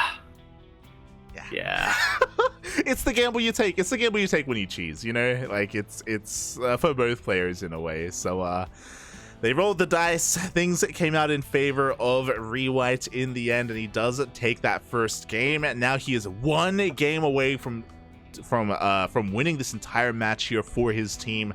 MilkiCow has to bring it back here and now on his map of choice on Babylon. Yeah, this will take us to the ace match, which should be played out between Trifax and Hyperion, if I'm not mistaken. But again, that's if we get an ace match, and I really hope we do, because man, I just want to see more MilkiCow. Yeah, Trifax and Hyperion, they are the only players that have 2-0'd, so it would make logical sense if they get chosen if we go that far, but that's a big if because we are now getting into our next game. Indeed, we are, and it is going to be on Babylon. Yes, Babylon. We're in the top left-hand corner map, spawning all the way to the top left-hand corner, but also making his way across the map with an SCV. I love where this is going, but we'll get to that a little bit later. He is hailing from the land of Russia, representing CSO Esports. We have MilkiCow. And spawning in the bottom right-hand corner of Babylon, we have his opponent, the Chinese Brodos player representing Starlight Twinkle SLT. It is ReWhite.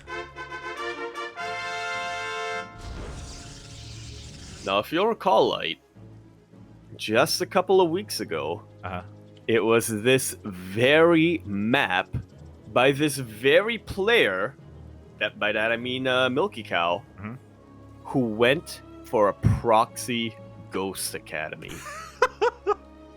That did happen, yeah. We did cast that together. That did happen. It was nonsense. Yeah. I mean, it almost worked for him, right? I feel like he kind of shot his bullet a little bit too quick. I mean, he moved in just before Cloak finished up, and so Stalker was able to deal with the Ghost. But regardless, doesn't seem to be what he's going for this time. Unfortunately, but if you're wondering what we're talking about, last week we were able to cast the European Ascension League, and we casted the playoffs. It was MilkiCow versus Night Phoenix, and I think that's when we both became fans of MilkiCow, when we were really submerged in his mentality. In his lack of mental in a way, and his crazy builds. Refusal to play standard. Yes. Yeah.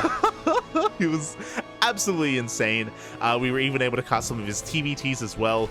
But yeah, we'll see what he has for us once again this week, as he only goes for a single proxy Reaper. Is going to slip into the main base. Oh, but he gets surrounded. Oh. And take it out in the end. He does get a full-on scout, and he did force the Zealot out, but I'm guessing MilkiCow was hoping to get a little bit more damage. Either way, not the most committed proxy here from MilkiCow, which is absolutely a good thing.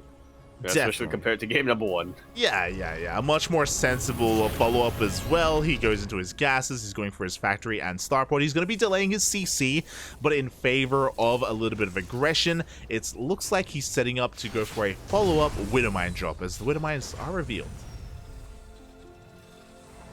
Yeah, ReWhite should be able to deal with that, especially since he is opening up with a Stargate.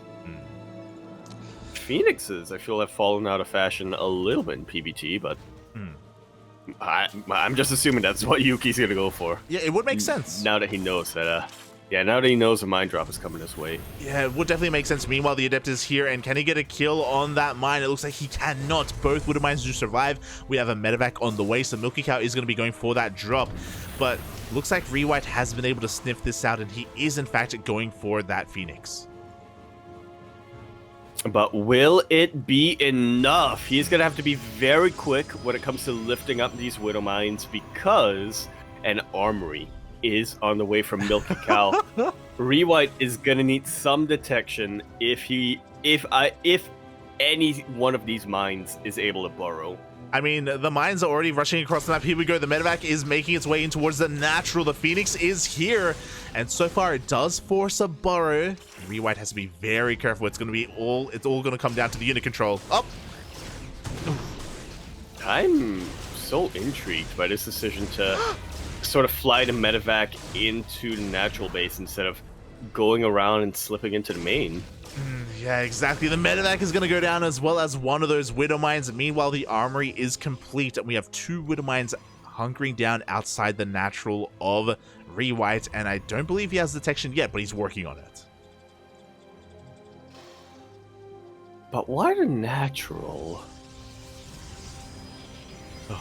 What do you mean? Why the front door with the Widowmine drop is true. Yeah, what I'm kind of wondering. I feel like you know, ordinarily we see not every Terran player likes to drop into main base. Some of them like to prioritize the natural base for whatever reason, but you normally see them coming from the side.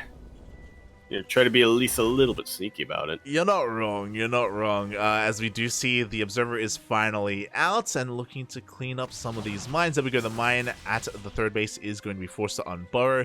Meanwhile, there's still that mine outside the natural as well, but it looks like they shouldn't be getting anywhere near any of these mineral lines. MilkiCow is moving out with the Marines and a Cyclone. Oh my god. Huh.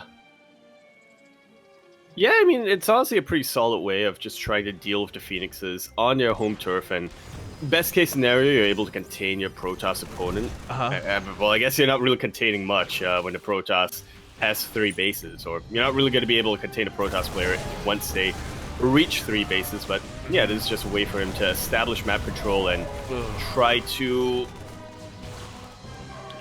reset some of the core units of the Protoss player. Yeah, definitely, but I don't think that was worth it in the end. He traded 1 Cyclone for 1 Phoenix. So is going to be losing that, loses all of his Marines as well. A Widowmine is able to unburrow and scuttle away, which is really cute. It's in the top right-hand corner of the map. But I believe that is the only Widowmine remaining. It's being attacked! No! The Stalkers chase it down! They want vengeance for the fallen probes. And that's going to be it. That's the end of the Widowmines. Which, again, is actually probably a good thing, because we also see a transition away from the Phoenixes right now for ReWhite. he is going for Colossus. Yeah, he's going Phoenix Colossi, which is a very solid unit composition. We see MilkiCow immediately moving out with his first tank again. MilkiCow, he just wants to be aggressive constantly. There's something inside him that just tells him, yells at him to just push out across the map, and he's going to be running into a Colossi. I mean, this isn't bad timing here for MilkiCow. Stim just finished up. Combat Shield is not too far away, but ReWhite was able to scout this. He knows that he can converge on top of this entire army and pretty much take it out. He doesn't want to overextend. Yeah. Thermal Lance isn't done yet, and there are more Marauders being thrown into the mix here. Yeah, I mean, the tank goes down, but MilkiCow gets 2 Phoenixes, so that wasn't a bad trade. It wasn't ideal, don't get me wrong, but the Phoenix count is getting lower and lower. Meanwhile, we have a double drop headed towards the main base. MilkiCow is going to try and pull ReWhite apart. His units are out of position. Yeah, targeting down that Forge. Being canceled +1, this is going to be absolutely huge for him. You know, +1 armor is about to... Okay, it's on the way for MilkiCow. So it is on the way. That means that once again, the Phoenixes are left idle and both Phoenixes go down. Yeah. And other Marines are going to be able to survive just one more volley from the Colossus. This is some pretty good damage, obviously, from MilkiCow, as long as he keeps these units alive. Yeah, really impressive micro here overall. These medevacs are uncomfortably low, but it is not stopping him. He just, oh my god, he almost goes, oh god! I stopped speaking language there for a sec because, man, I saw that medevac weave in and out and back into Stalker Fire, and yet somehow survive with all of its units inside. It's got 2 HP, mate. He regroups and he goes for a massive doom drop into the main base once again. ReWhite did not see this coming. Widowmine shot goes off. The last Phoenix is going to be going down, and ReWhite just doesn't really have enough right now. He's finally coming back into the main base. Oh, God. Honestly, not a bad position for MilkiCow to fight these Colossus in. You know, they're forced to sort of fight without having any kind of buffer. But unfortunately for MilkiCow, Thermal Lance finished up. You know, these Colossus have just that much more range compared to the Marauders and Marines, despite having a high ground advantage. Yeah, MilkiCow, he got 1 Colossus there. Looking at the units lost tab here, he got 1 Colossus. He completely reset the Phoenix count, so now he can just continue to go for these drops undeterred, undetected. There's only 1 Phoenix remaining, but maybe I spoke too soon. It goes down. Yeah, honestly, I don't think that was a terrible trade for MilkiCow. Now he has to be a lot more worried. I mean, there's a lot of Zealots coming in. There's a lot of Zealots, mate. Right now, I don't know if this is the best trade. He's going to be able to stutter step backwards here and trade with those Zealots. Is able to get out in time. But he just picks up and he goes. He just doesn't stop. I'm really impressed by that stutter stepping from MilkiCow. And like you said, he knows that the ground army is completely out of position. I think there's no recall available either. There is so much economic damage, so much technological damage that MilkiCow can do here. Oh my god, a nice denial on +1 armor as well. We do see his reinforcements rushing in towards the front lines. Widowmines are burrowing on top of those Colossi. Ooh. Yup, and he should be able to reset the Colossus count. There are no gateway units here to provide any sort of buffer. This one poor medevac wants to unload, but there's just no space to unload its units. There is no space. More Colossus go down. Yeah, it's true. Another Colossus did go down. This is getting really scrappy and really weird. I don't think ReWhite should be counterattacking right now. I don't know if that's the wisest move, especially after +1 armor was denied. He's going in. We do see an EMP on some of these Zealots. Yeah, taking the health down to pretty much half. There's a very healthy reinforcements of Zealots, however, coming in from the back, and of course other Archons to heal up as well, so yeah, maybe it would have been better if he conserved some of those EMPs. Boys are forced to be pulled, and it will provide a little bit of a buffer for the Bioforce. Yeah, 25 SCVs, 30, 34, 35 SCVs going down. This is more than enough damage for ReWhite to justify this attack. To justify losing that army. Well, I say that, but Yeah, I mean, he still needs to survive a counterattack. Yeah, MilkiCow's economy is in shambles right now. Like, he is limping along. He was forced to pull the boys just to survive, and now he is pretty committed here with this counterattack. As you were saying, all ReWhite has to do is defend. Widowmine shots! Oh, they're going to be going off. Nice dodge on those Widowmines. Very slick moves.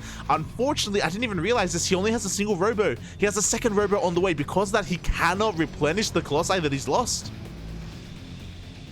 Yeah, and well, it's nice that he's getting Archons out right now. Storm hasn't been researched. EMPs do land on top of these Archons. One of them will go down, and the other one is so low on health. Yeah, we can see here we have a bank for ReWhite, but he just doesn't have the Gateway Army. He doesn't have the production right now to rebuild his Zealots. And this counterattack from MilkiCow, it's actually working. He's going to be able to get on top of the Colossi once again. Yeah, Vikings are making short work of these Colossus, but there are still Zealots that he has to worry about. Most of the Marines were taken out by the Colossus, and now it's mostly Marauders who do not trade particularly well against Zealots. Yeah, but it may just barely be enough. Those two Widowmine shots went off and cleared up all those Zealots that you were talking about. We still have cannons and shield batteries though, so MilkiCow still can't break his opponents, but he just keeps resetting those high-value targets. Finally, the second robo finishes up, but ReWhite needs time here to rebuild. Yeah, getting Disruptors as opposed to Colossus is a pretty good move if you ask me. Just because they're so much quicker to build, and that was the money shot that ReWhite needed. There is no way MilkiCow can keep up this aggression. He is forced back, and he is forced to try to rebuild his economy without reciprocating the damage to a ReWhite. Again, it's great that he killed all those Colossus. It's actually fantastic that he was able to reset as many high-tech units as he could. But ReWhite's economy is so healthy that even though it'll take time, he's definitely going to be able to rebuild that army. Yeah, hopefully he has enough production to sustain himself. There we go. Two Colossi being produced at a time. He's got 10 gateways as well. His army is getting quite formidable right now. But does he have detection? No, he doesn't have an observer, and these Widowmines still require detection to clean up. They're going to be able to lay up this minefield, and he's pushing in towards the 5th. And right now it's mostly Zealots. The Widowmines actually connecting with Archons, which is able to soak up a lot of DPS. A lot of these Zealots, surprisingly, stay alive. Yeah, but these Widowmines are going to be able to reset and get some more shots off. Nice target firing. The Archon is going to go down. He goes straight for the Immortals. The Zealots are out of position. They left the army. They're out of position to try to go for a flank, but they're flanking on top of the Widowmines. The Widowmines did not reset, however, 1 second later. And I think ReWhite would have just lost the engagement and the game, but he was able to flank just in time to chase that army of MilkiCow away. What about this army, though? Yeah, but that flank of Zealots kind of cost him that fight. Because of it, he didn't have any Zealots in position to protect his own Immortals, to protect his Archons as well. So MilkiCow out-trades ReWhite, and now he's going over towards the right-hand side. He's got a lot of ghosts. He's got a lot of mines. ReWhite has to reposition his army, and this is getting quite scary. He still has those Colossi. The minefield connects with just about every single Zealot. Ghosts are able to get a couple of good EMPs as well. But I heard a couple of screams. I think, yeah, a lot of Ghosts did go down, along with a lot of Marines. It feels like MilkiCow. Man, I love seeing the engagements. I love watching MilkiCow just fight his heart out. But every time he's trading, I feel like he's trading evenly. And in theory, that should be hurting ReWhite more than it hurts MilkiCow, just because Protoss units are more expensive. But this is a Protoss player on 5 bases. Yeah, I mean, the problem is that it feels like every fight, ReWhite, his Robo unit count gets reset. You know, he loses his Disruptors, his Colossi, his Immortals. He's coming in once again. He doesn't have a lot of Zealots to buffer for his army, and without the Zealots, the Bio army can just stim forward. Yeah, they can stim forward. They can throw down those EMPs. The Colossus pretty much, the Colossus are pretty much evaporating to the Marauders and the Archons to the EMPs. He has no fear. As soon as the Zealot count gets reset, MilkiCow, he just stims on forward. He doesn't give a damn. And he's able to kill another one of those Colossi. But ReWhite, he's barely holding on. He's now got back up to 3 Colossi. He's lacking in those Zealots. He desperately needs to warp in another round. He really, really does. Here's something to consider, though. While the Zealot count got reset, so did the Widowmine count here for MilkiCow. All ReWhite really needs to do is just, like you said, warp in more Zealots.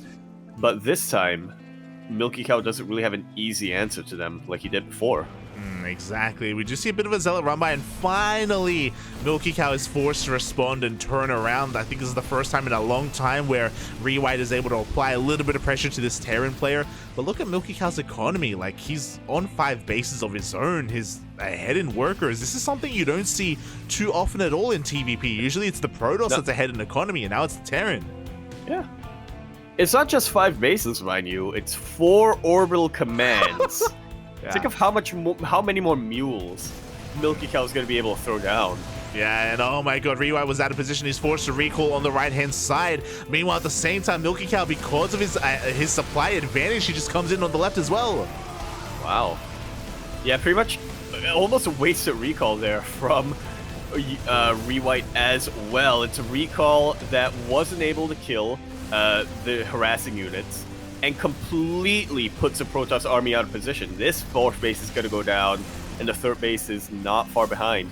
These 2 medevacs, man, they're the absolute MVPs. These 2 medevacs and their cargo are the absolute MVPs of MilkiCow's army. And the splits, Poppy, the Nova goes off. It doesn't connect. This Nova will go off and gets a decent connection on some of those Marines, but look at the target firing. The disruptors, they just get focused down. They do get focused down. Yeah, and there are these Widowmines to sort of fall back on. Once again, MilkiCow is making absolute full use of the map, dropping into the main base, fighting ReWhite completely out of position, or I should say fighting these Colossus without any backup. And these 2 medevacs, once again, they drop their cargo, they're getting reinforced. Oh, but that was such a juicy purification Nova. Yeah, the Nova goes off and it does get a juicy connection, but it looks like the supplies, it just doesn't even matter. MilkiCow, he can take some Novas to the face and he still has more than enough. He sims on forward once again. The overcharge is trying to keep this Colossi alive, and it looks like it will. But look at the army here of ReWhite. He is down to 2 Colossi, 1 Disruptor, and 4 Stalkers. Yeah, I was gonna go into the whole, well, you know, MilkiCow has a lot of medevacs, so that might be inflating the army supply a little bit, but then I looked at the actual army supply difference.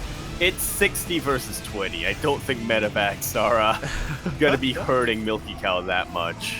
Yeah, I don't think they are either, and it looks like this next push may be the last one. We don't have enough energy for an overcharge, or it's on cooldown. We see the final Colossi going down. GG gets called, and MilkiCow ties up the series 1-1 and ties it up for his team, CSO Esports, as well.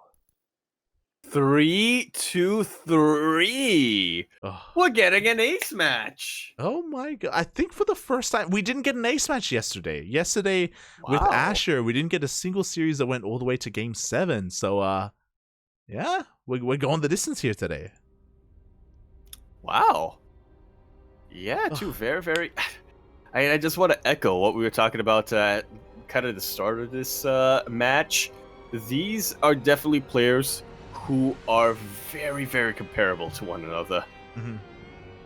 I was kind of worried for a sec that, you know, we might get a somewhat one-sided series, somewhat of a one-sided match. Mm-hmm. But yeah, not in this case. SLT really showing up in full force. CSO bring their A game as well. Yeah, and this is really impressive overall by SLT, by Starlight Twinkle here, taking it to CSO Esports, a bit of a more established European team. Definitely a team to look out for. I know they're kind of one of the teams that people are looking at, especially in the last season of WTL, to maybe make it through Code A and maybe make it into the main event. So yeah, really impressive so far by the Chinese players. But it all comes down to the ace match, and you mentioned it earlier. We got options here. What players do we want to be whipping out? What do we want to pick for our ace? Especially because you also want to be trying to anticipate what your opponent's team, what they're going to be picking as well. Yeah, I forgot that they're allowed to revive a player for the ace match.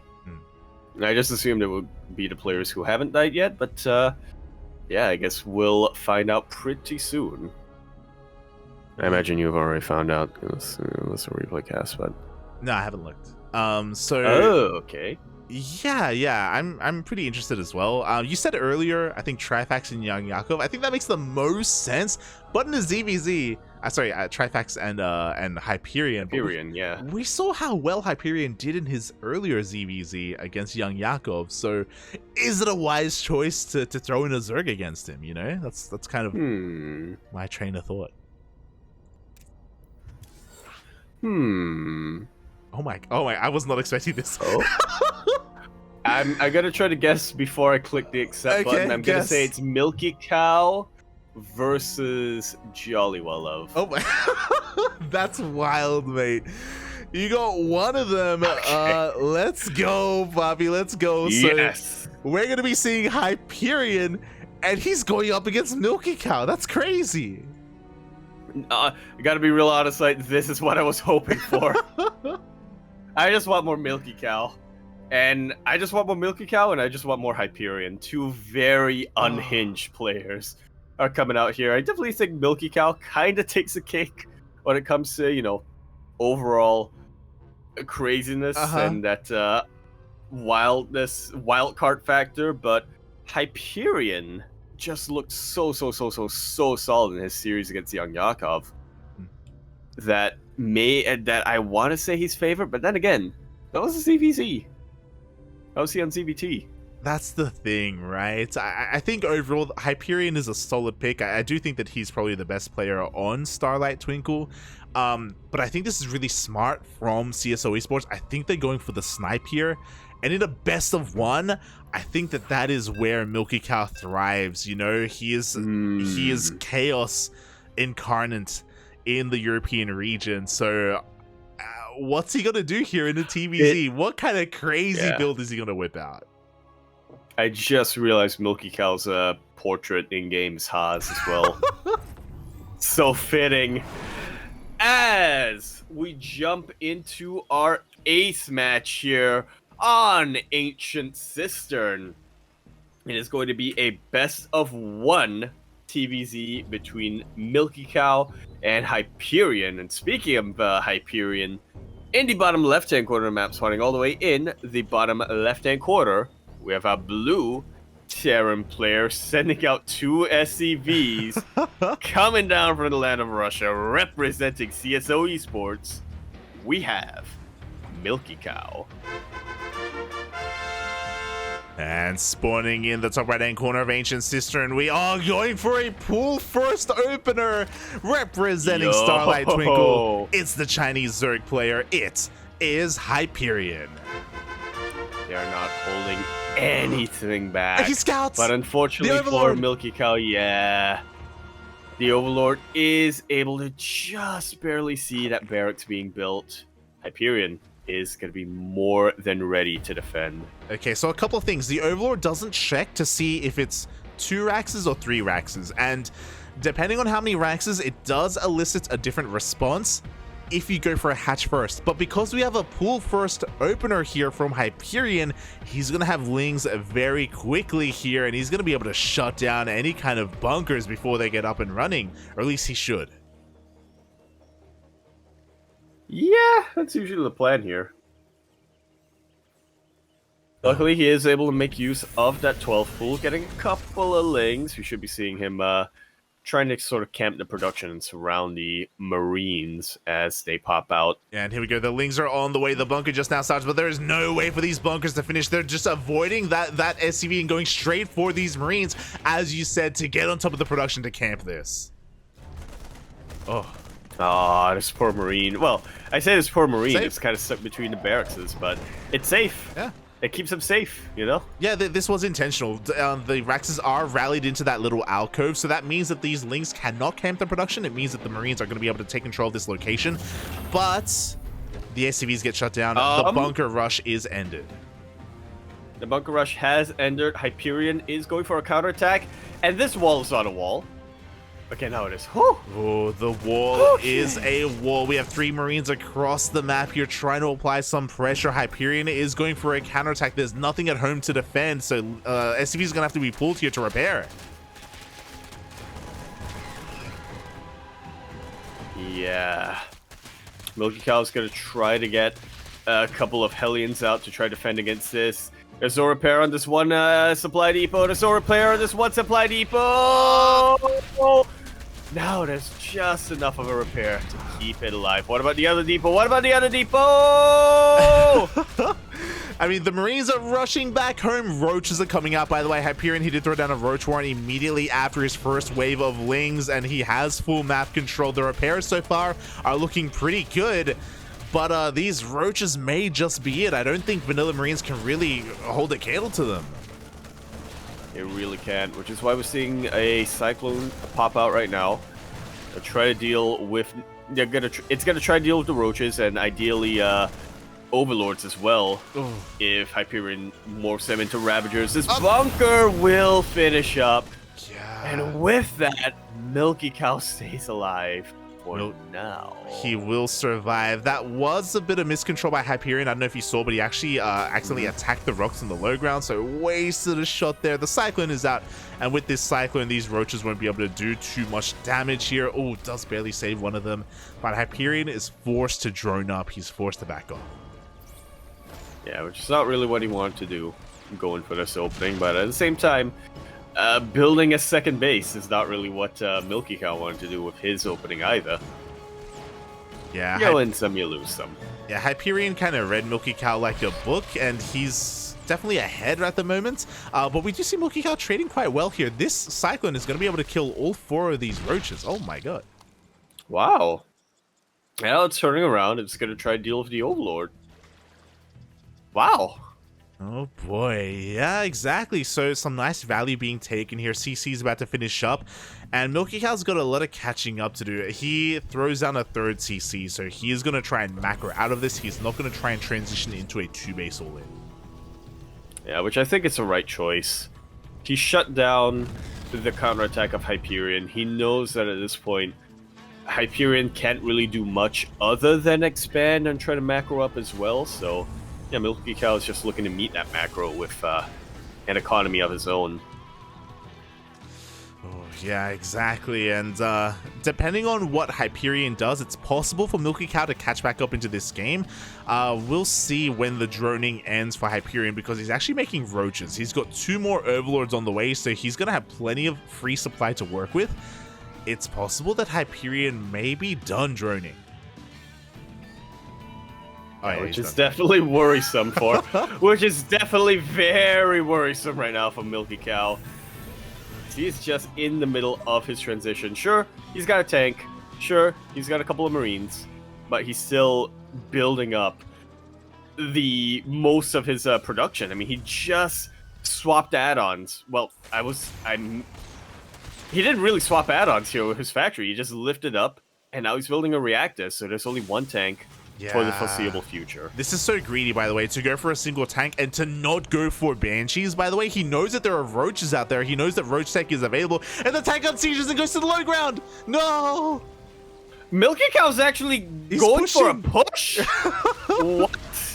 He's crazy, and he's forced to turn around, and this is just the worst case scenario. I was about to say that there's no high ground vision. I was about to say that the tank on the high ground would be ideal, but he gets caught out. I guess I really shouldn't be surprised that MilkiCow decided to go for a push, but I still am somehow. Thankfully, he is able to save that tank, but Cyclones are going to get taken out. A lot of Marines went down. Supply depots went down as well, so yeah, MilkiCow is going to be supply capped for quite some time. Good positioning on the tank, though. Yeah, it was really cool to see him save that tank, but he's going to have to go up the natural. There's no way to save this. Even if he pulls all the boys, you don't want to be fighting against Ling, Roach, Ravager. The boys are being pulled. He knows that he has to try to hold on to this, but the base is on fire. It's being biled down. Well, you don't want to be trying to fight with the boys against Roachling and Ravager, but MilkiCow, he's built a little different.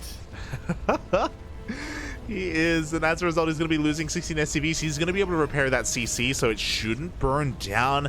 And Hyperion doesn't have Lings to reinforce, so it looks like he's content with the damage that he's dealt. He's droning up behind this.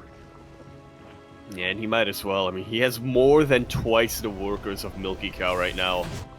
The best thing he can do is to just get even further ahead. There's no reason for him to try to... There's no reason for him to try to end the game anytime soon. He might as well extend this lead. Yeah, he may as well. We do see some Liberator Harass coming out, though, so MilkiCow isn't going to take this line down. A couple of drones are going to get picked off at the same time. We have one medevac drop slipping into the main base of Hyperion. Has he been caught droning a little bit too much? It looks like maybe a little bit, so MilkiCow is going to be able to deal some counter damage, is going to be able to pick off some of these Overlords. Yeah, but you know what? This elicits a response from Hyperion. 30+ Lings are on the way right now. He might just be gearing up for round 2. 60 drones. All right, that's enough. He's gearing for round 2. Yeah, 60 drones is all he needs. This drop again, finding some value. You know, he's going to be able to get some Lings and Overseer as well. Keeps every single Marine alive. You'll love to see it. But it looks like Hyperion should be working towards a timing with 1-1 and Baneling speed as well. He's really refining his army. MilkiCow, he has no fear. He's pushing out with 3 tanks. You'll love to see it, or at least I do. I'm not sure if this is going to work out for him, but I appreciate the aggression coming out. Yeah. I mean, he doesn't have anything to protect these tanks. That's the problem. One tank is going to go down. It looks like the second tank is going to fall, and the third will be piled down as well. There just isn't enough to hold on, and losing these 3 tanks was brutal. Yeah, I mean, his tank count pretty much got reset. He's vulnerable once again if Hyperion decides to go for a counterattack, and you know, regardless, all of his momentum that he had, he didn't have much momentum, to be fair, but whatever momentum he had in aggression has now been halted. He's still... Okay, this isn't quite as insane. It's just a medevac drop. Okay. Yeah, you got one medevac drop across the map. The main army is pushing out as well, a double drop through the middle of the map, just to clear up some creep and to keep the pressure on Hyperion. You know, he is able to do that at least, but Hyperion, his upgrades are finally finishing up, and... Oh! Yeah, shaping up the Ling count is nice, but unfortunately he did take a Baneling or 2 to the face. Yeah, unfortunately wasn't able to pick up in time. I love that MilkiCow is sending out another double drop on the left-hand side as well. Like, he is trying to be as active as possible with his drops. Yeah, I mean, you know, the bases are a little bit isolated. Might as well try to pick your Zerg opponent apart. Really stretch your multitasking to the limit. Oh.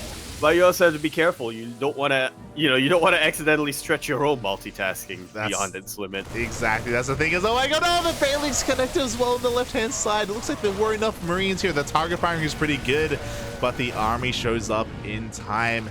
MilkiCow, these drops, you know, I gotta give him some props. Same with the follow-up tank push earlier as well. Like, he's tenacious. I think we all know that.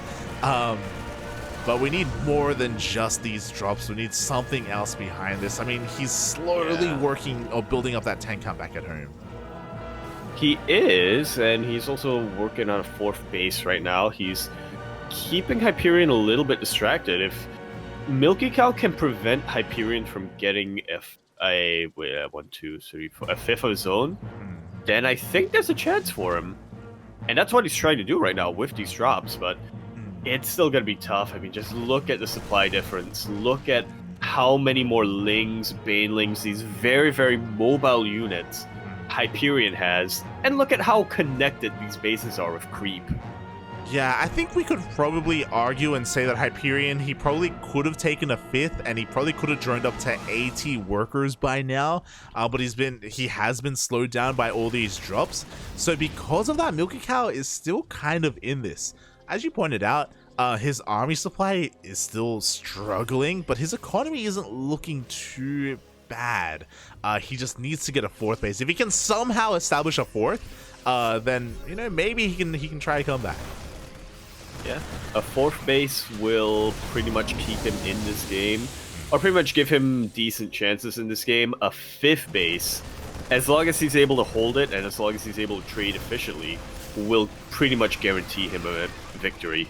It'll at the very least guarantee him an economic victory.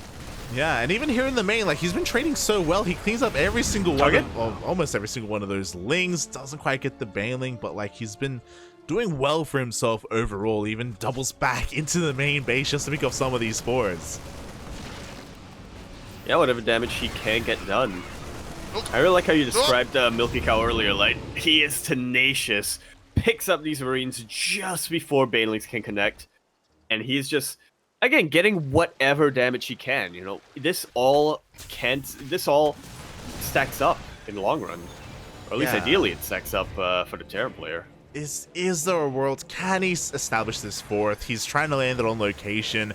We do have a couple of workers being transferred over as well. The problem is that Hyperion has 3/3 and Vipers coming out. So Hyperion is getting an ideal late game army. You could argue, you know, it could be a little bit more refined with less of the Roach Ravager. But overall, his maxed out army is terrifying. MilkiCow, the only way he can really defend is if somehow he isn't spread too thin and he has everything in position. But right now, he just doesn't know what angle his opponent is going to come at him from. Yeah, despite these drops, he doesn't really have much vision on the map. Which I can't say I blame him, you know, he's been behind economically so long, he doesn't want to just throw down Sensor Towers, which he might not even need. Yeah, there we go. We do see a scan, but it may just be a little bit too late. Hyperion is pulling the trigger. We do have blinding clouds being thrown down on these tanks. The biles do rain down on the Liberators. Yeah, a lot of banelings, a lot of lings, a lot of roaches have gone down, but so has that planetary fortress. So has 14 SCVs, and Hyperion still has a massive, massive mineral bank. I'm actually kind of surprised that he's lacking, or at least a little bit lacking when it comes to gas. MilkiCow has kept enough of his core units alive. Now he's going to attempt to counterattack. I still think there's a chance for him. If he gets these, Vipers aren't really in play, aren't really in position, and don't really have much energy. If these tanks can get really good shots off, if they can get into a nice position, I think MilkiCow can cause some real damage. I think so as well. Hyperion setting up a bit of a surround. His lings are catching some reinforcements here. The ultras are coming out as well. And I don't think there's enough to protect these tanks. We see a full surround coming in. Yeah, this is brutal. And I mean, just look at the respective banks of each player. So MilkiCow can barely... Hyperion can build a whole heck of Zerglings. MilkiCow pretty much can't build anything. He's forced back to defending, but he's defending on 3 bases. Soon to be, well, actually, yeah, 3 bases because his main and his natural are pretty much mined out. Yeah, only a couple of patches are remaining in the main and in the natural. 3 and 4 patches, respectively. Oh boy, MilkiCow, there was potential, you know, in that counterattack, definitely. Hyperion was at his weakest. He only had like 13 banelings. He had like 2 ultras. But alas, it barely wasn't enough to put a dent into the economy of Hyperion. And now Hyperion is just going for the finishing blow. He's going for the cleanup. He's going for another counterattack. And this time, there are only 2 tanks to defend. Only 2 tanks, yeah. No Liberators like last time. And yeah, I just don't see an answer right now for MilkiCow. He's down about 40 army supply, and a lot of that army supply is in medevacs. Beautiful parasitic bombs. GG is called, and Hyperion will be taking that game, and therefore the match for SLT, for Starlight Twinkle.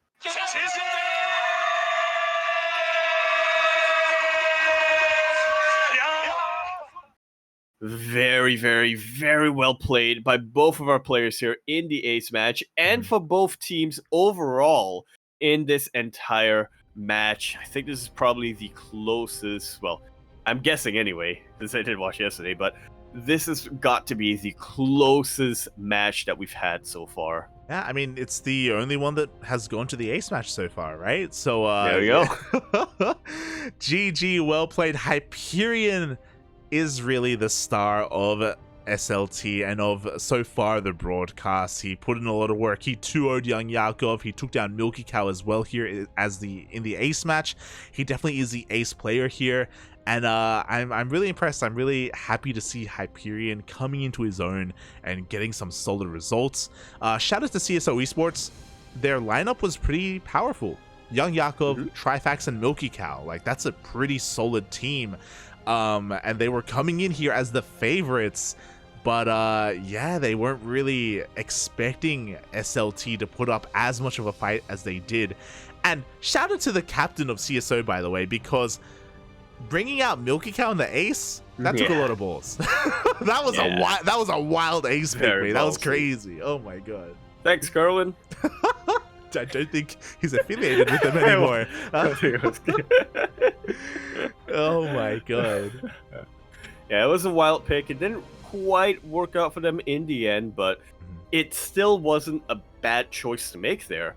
MilkiCow fought his absolute heart out. It was insane to see the opening from both players, really. It was insane to see him claw his way back from a completely dismal economy.